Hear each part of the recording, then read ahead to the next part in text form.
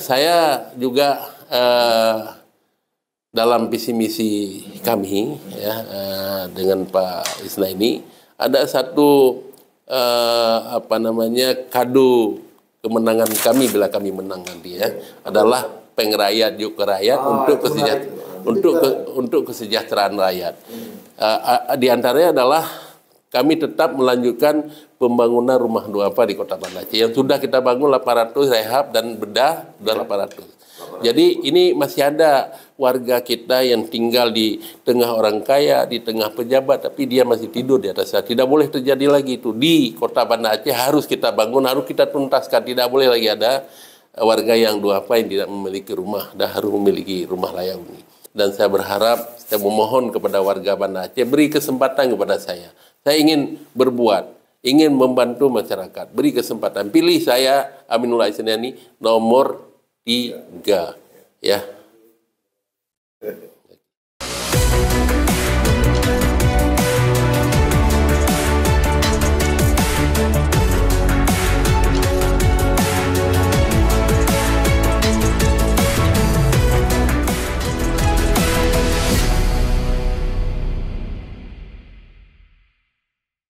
Assalamualaikum warahmatullahi wabarakatuh. Sahabat Sisi Lain, hari pencoblosan atau waktu pencoblosan 27 November 2024 untuk pemilihan kepala daerah seluruh Indonesia termasuk Provinsi Aceh dan Kota Banda Aceh hanya tinggal menghitung hari.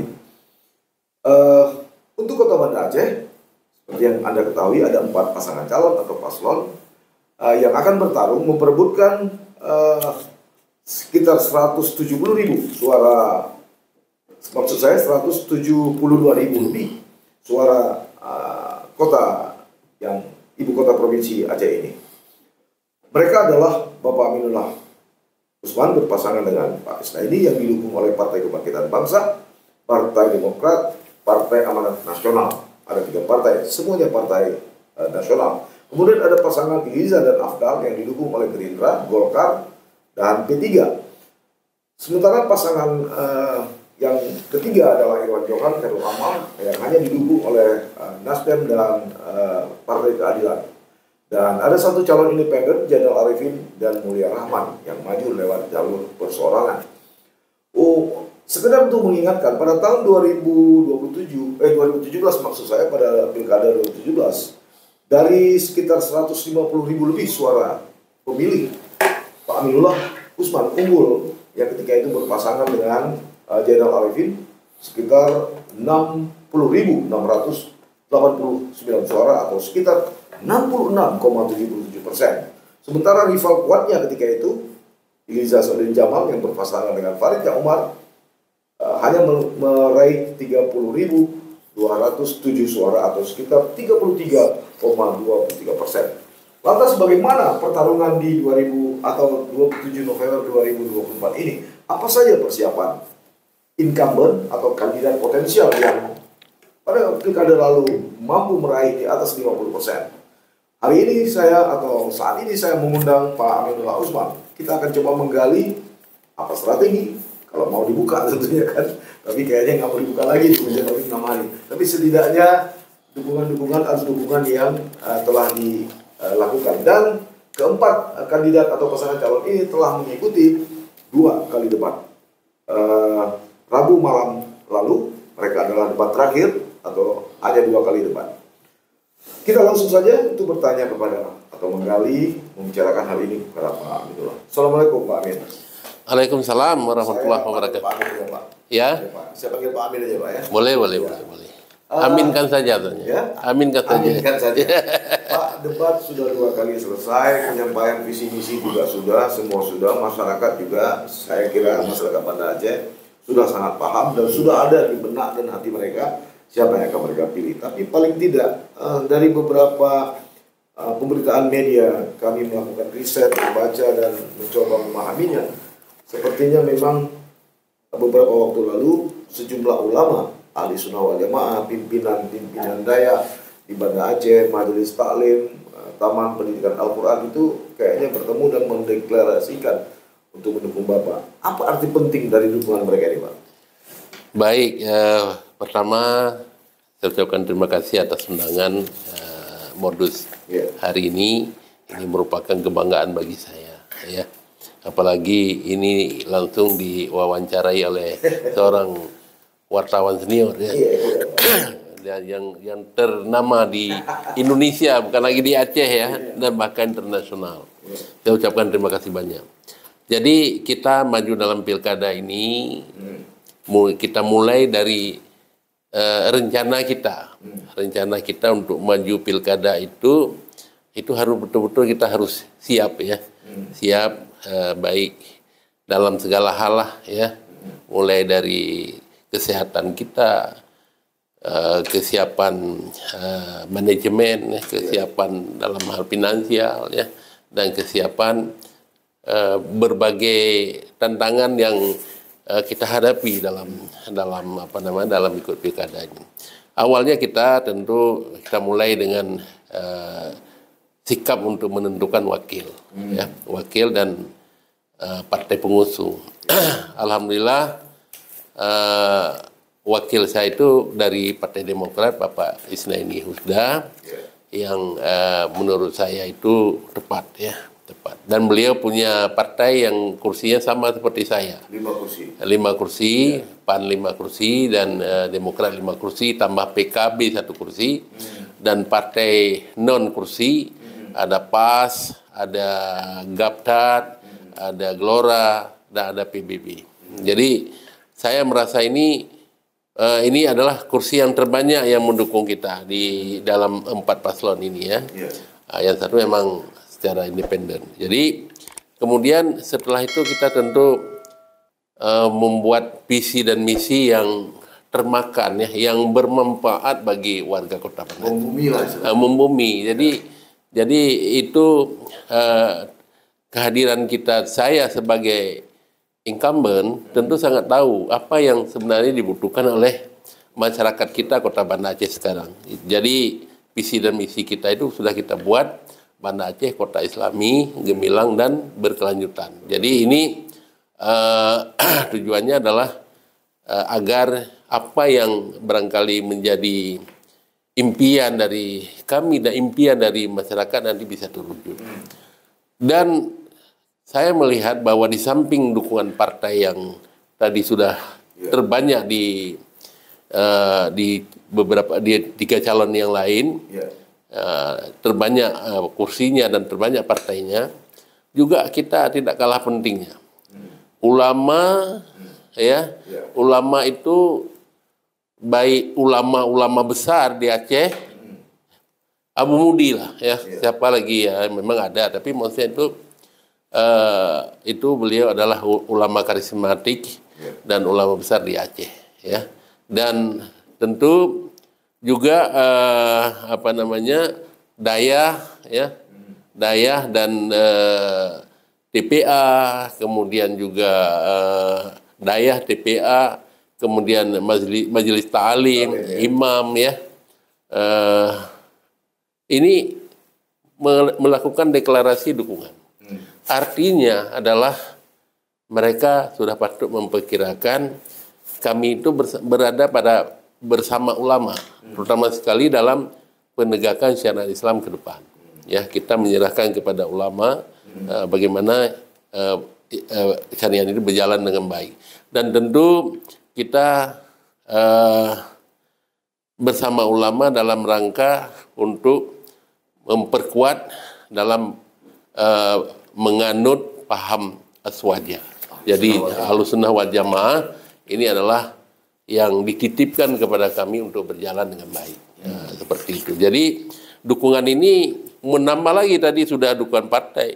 Kemudian relawan. Kita punya 58 relawan. Dengan jumlah anggota seluruhnya 1.400 anggota relawan yang bekerja untuk kita saat ini. Dan itu memang kalau saya bilang itu kan bondo nekatnya Aminullah, ya. Kita lihat bahwa setiap debat kandidat mereka itu tidak disuruh. Tadi malam itu hujan lebat Pak rupanya di luar. Waktu keluarnya masih selesai jam 12 masih hujan lebat, tapi mereka nggak perlu di dalam hujan itu mereka lompat-lompat. Ini menandakan bahwa saya rasa bondo nekatnya Aminullah itu, ya. boneknya Aminullah. Tidak hanya di Jawa Timur. Ya? Tidak ada hanya di Jawa Timur. Jadi saya mengucapkan terima kasih kepada mereka yang sangat antusias dan merasa ingin memiliki wali kota yang sesuai dengan harapan mereka. Jadi ini Pak Saleh, kekuatan kita, dan tambah juga antusias berbagai elemen masyarakat mendukung kita.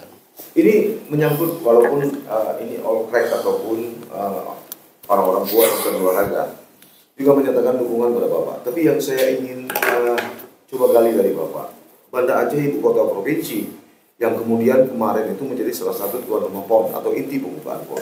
Kita ini ada sekitar 8 venue yang bertaraf internasional, dan kalau insya Allah memberi amanah kepada Bapak dan Pak Isna ini termasuk rakyat, tentu kan ini ada potensi Pak.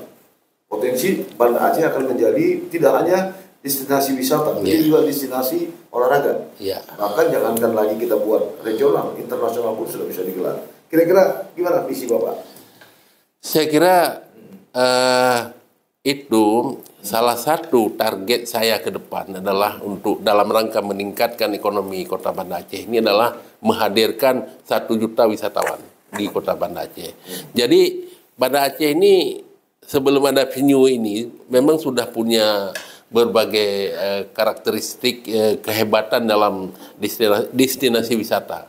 Misalnya destinasi wisata Islami, ya, religi, misalnya ada Masjid Raya Baitur Rahman, ada makam Syekh Abdul Rauf Asingkili, dan tempat-tempat ada wisata zikir, ya, yang juga banyak datang dari Malaysia.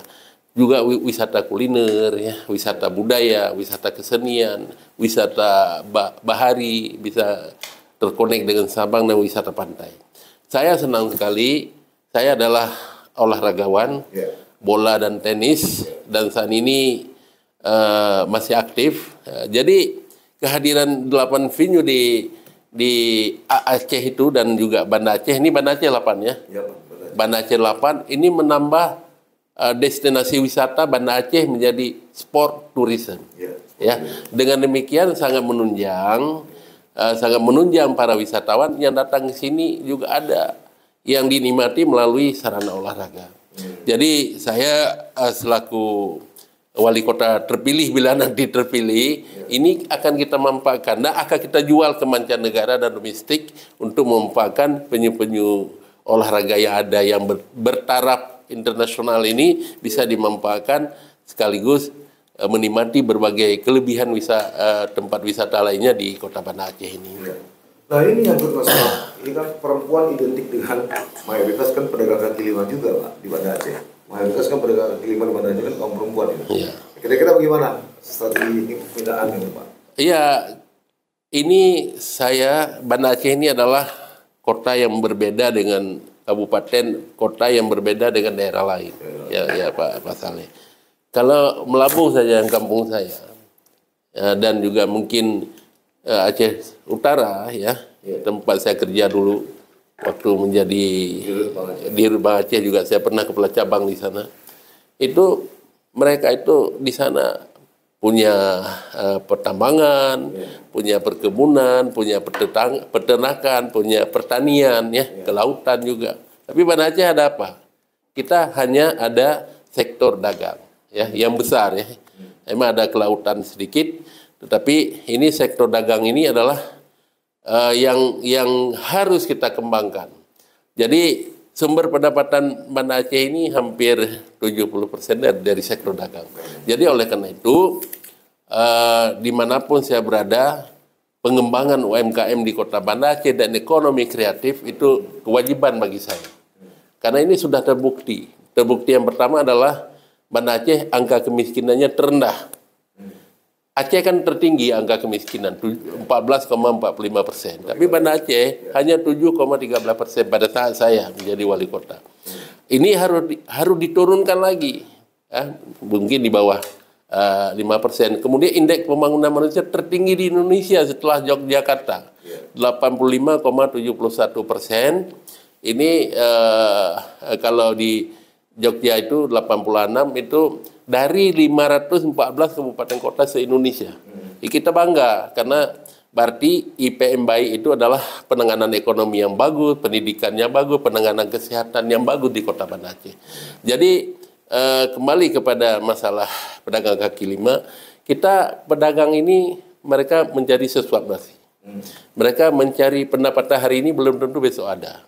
Jadi oleh karena itu saya sudah menyampaikan mereka itu harus dilindungi. Mereka itu harus diberi kalau kita mau penataan harus bersama-sama dengan mereka. Jadi jangan kita mengambil tindakan tapi yang besoknya mereka kembali ke kita karena kehilangan pendapatan mereka. Jadi UMKM ini yang pertama sekali harus kita memberikan ruang yang banyak agar mereka itu bisa mendapatkan kesempatan untuk berjualan. Yang kedua, UMKM itu dan pedagang kaki lima itu harus kita backup dari sisi permodalan. Kita sudah mendirikan lembaga keuangan mikro syariah. Selanjutnya juga kita harus membantu memasarkan produk-produk mereka. Dan bahkan saya ingin kalau saya menjadi wali kota kita akan keluarkan perwal di mana-mana mengharuskan menggunakan produk UMKM dari Kota Banda Aceh. Kemudian juga pedagang kaki lima ini harus kita bimbing mereka, harus kita bimbing manajemen keuangan, manajemen bagaimana mereka itu bisa mematuhi aturan-aturan yang berlaku di Kota Banda Aceh ini agar juga kotanya tertib, mereka bisa cari pendapatan dan juga tentu akhirnya membuahkan kesejahteraan bagi mereka. Ya, ini Pak dari 4 pasangan calon ini semuanya adalah politisi, kecuali wakil dari Iliza, tapi dia politisi juga ini, Mulia Rahman. Yang ingin saya katakan dari 4 paslon ini Pak, Bapak dan Isnain ini kan pimpinan partai. Artinya mesin ini akan bergerak maksimal untuk ini. Ya. Nah, kalau boleh saya tahu sedikit, gimana kira-kira persiapan tim yang menjelang 1 hari lagi? Oh ya, kita sudah mengadakan konsolidasi dengan seluruh tim, ya, agar yang pertama sekali adalah tetap mengawal calon-calon yang akan memilih kita di tanggal 27 November nanti. Kemudian yang kedua adalah juga mengawal ada tindakan-tindakan yang barangkali apa yang dilakukan oleh pihak-pihak lain yang tentu merugikan dari pihak kami. Kemudian juga terus mempromosikan, menyampaikan visi dan misi kepada masyarakat agar masyarakat tetap tertarik kepada kami untuk memilih tanggal 27 nanti. Dan tentu kita selalu mengadakan pertemuan-pertemuan sampai dengan tanggal 23 ini untuk menyampaikan visi dan misi, dia juga saling mengisi, juga masyarakat boleh menanyakan apa saja kepada kami dalam rangka kita untuk bisa berbuat yang lebih baik untuk kesejahteraan masyarakat Kota Banda Aceh ke depan. Ya. Terakhir Pak, mungkin apa pesan Ketum Julhas terhadap Bapak? Oh ya, beliau hanya satu kata bahwa menang, ya. Kepada saya disampaikan itu harus menang. Dan beliau mendukung sepenuhnya DPP PAN dan juga bahkan DPP Demokrat, PKB juga mendukung sepenuhnya. Ya. Dan juga Sekjen Demokrat turun kemarin. Iya, ya makanya jadi Pak Sekjen Demokrat kemarin itu sudah memberikan ultimatum kepada jajarannya untuk mendukung pasangan Aminullah Isnaini, ya. Dan sangat menarik kemarin kehadiran beliau itu membawa satu satu produk baru Republik Indonesia ini adalah adanya Kementerian Ekonomi Kreatif. Dan itu sangat menarik bagi saya karena saya ini adalah bukan pelaku UMKM, tapi saya adalah pembina UMKM. Oleh karena itu, dengan hadirnya Kementerian Ekonomi Kreatif, Banda Aceh ini banyak sekali ekonomi kreatif yang berawal dari UMKM. Misalnya kuliner, ya, dari kopi menjadi kopi ya, apa itu sudah masuk dalam ekonomi kreatif. Kalau Bapak menang misalnya sesuai dengan saya baca di media, Pak Menteri minta agar kabupaten kota juga dibentuk. Iya, sudah jelas. Itu yang justru saya yang pada saat pertemuan dengan beliau saya yang mengusulkan agar Banda Aceh ini kita akan usulkan adanya dinas ekonomi kreatif ya. Dan juga saya memohon kepada Pak Menteri agar Banda Aceh diberi kesempatan yang besar dalam hal pelatihan, dalam hal memberikan dukungan permodalan kepada pelaku UMKM dan ekonomi kreatif. Karena Banda Aceh tadi kan kota dagang. Kota yang pencahariannya adalah dari dagang, dari UMKM, dari ekonomi kreatif. Jadi sudah sewajarnya kita perkuat di sektor ini agar berkelanjutan kesejahteraan mereka nikmati untuk selamanya. Jadi seperti itu Pak Saleh. Saya juga dalam visi misi kami ya dengan Pak Isna ini ada satu kado kemenangan kami bila kami menang nanti ya adalah pengrayat yuk rakyat untuk kesejahteraan rakyat. Di antaranya adalah kami tetap melanjutkan pembangunan rumah duafa di Kota Banda Aceh yang sudah kita bangun 800, rehab dan bedah sudah 800. Jadi ini masih ada warga kita yang tinggal di tengah orang kaya, di tengah pejabat, tapi dia masih tidur di atas. Tidak boleh terjadi lagi itu. Di Kota Banda Aceh harus kita bangun, harus kita tuntaskan. Tidak boleh lagi ada warga yang duafa yang tidak memiliki rumah dan harus memiliki rumah layak huni. Kemudian juga tunjangan kematian harus kita lanjutkan. Seorang miskin, begitu miskin, hari ini meninggal orang tuanya, hari ini juga dia nggak ada lagi uang. Tapi kalau ada bantuan 3 juta 1 bulan dia bisa terbantu dulu. Ya. Kemudian di samping itu juga bantuan melahirkan. Ini juga sangat melahirkan 1 juta. Tapi sudah cukup lah untuk beli peralatan. Artinya setiap orang yang melahirkan akan mendapatkan 1 juta. Saya nggak bisa lagi. Kemudian juga bantuan kepada pelaku Fardu Kifayah. Itu kan hal-hal yang tidak terlupakan, bukan tak terpeduli ya.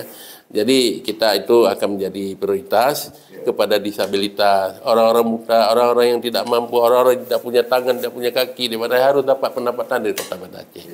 Dan kemudian dan itu sudah kita jalankan dulu ya, ini melanjutkan istilahnya kan. Ini artinya program yang sempat tertunda ya? Tertunda, jadi hari ini kan selama ini kan mungkin tidak sesuai ya, di stop, jadi kita harus lanjutkan itu. Kemudian juga kita ingin bagaimana jika aturan yang ada membolehkan, maka kepada anak-anak muda yang mau melangsungkan perkawinan, kita akan bantu biaya perkawinan. Jadi ini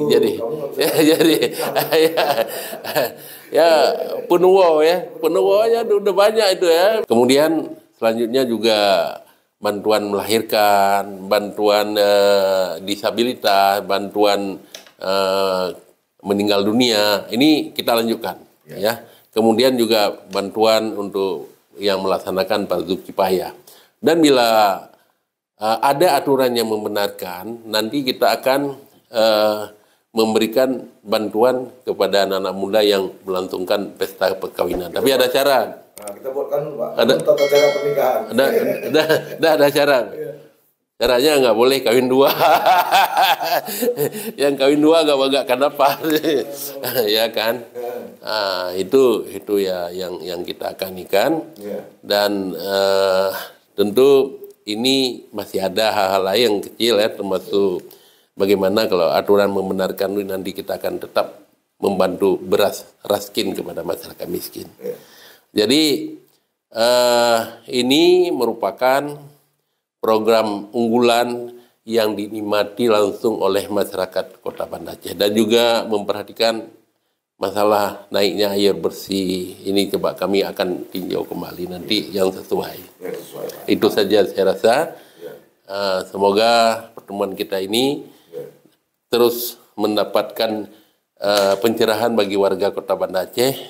Dan saya berharap, saya memohon kepada warga Banda Aceh, beri kesempatan kepada saya. Saya ingin berbuat, ingin membantu masyarakat. Beri kesempatan. Pilih saya, Aminullah Isniani, nomor 3. Ya. Baik. Terima kasih Pak Amin. Sahabat Titik Balik, itu tadi perbincangan kami. Kembali saya tidak akan mengambil kesimpulan dari apa yang kami bicarakan. Anda lah sebagai pemegang mandat suara yang tertinggi dalam pesta demokrasi ini.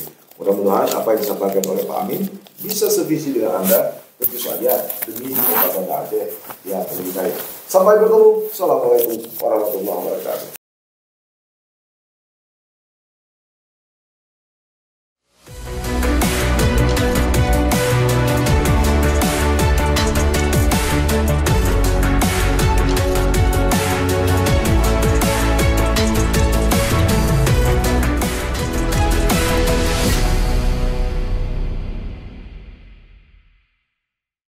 Jangan lupa like, komen, dan subscribe. Serta aktifkan lonceng notifikasi.